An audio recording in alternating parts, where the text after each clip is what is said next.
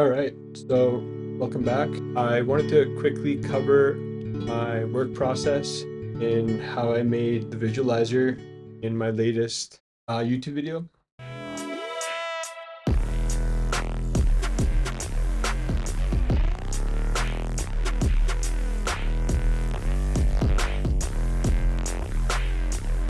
Anyways, so there's quite a bit of frames being dropped on that one. We're actually going to avoid that for the making of this video. However, I'll show you how I did it, the template I have in the works, make these visualizers easier for users to make their own visualizers like this, and just kind of the work process of. We have a image being replicated across a white noise instancing particle system. The original for this file was made by Sarv BJ. I'll put a link to his YouTube here. He's a mastermind. And essentially, I'm just making it a little bit more user-friendly for musicians that want to create visualizers or want to hook up some visuals to their live set. Go here, my Ableton push by camera here. There I am. I don't know if you can see me up here, but thumbs up. So we're not actually going to be using the live stream, or sorry, the live feed for this, because this is the visualizer. It's already been made.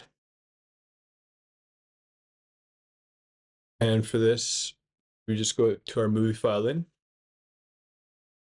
select the artwork for the release. And when I did this, actually, I put a level on it to get more definitive. There was a level and then a limit, just so that the image itself was reading easier into the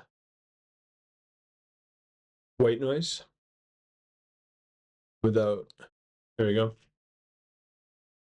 And so once I had that dialed in, I went around and recorded.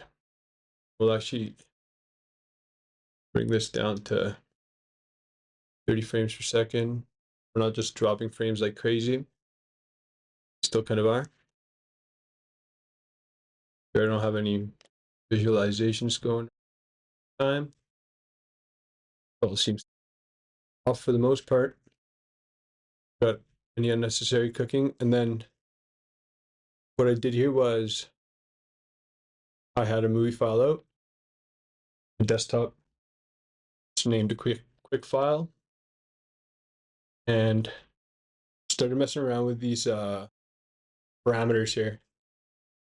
Specifically the, oh, sorry, actually there's one more step here.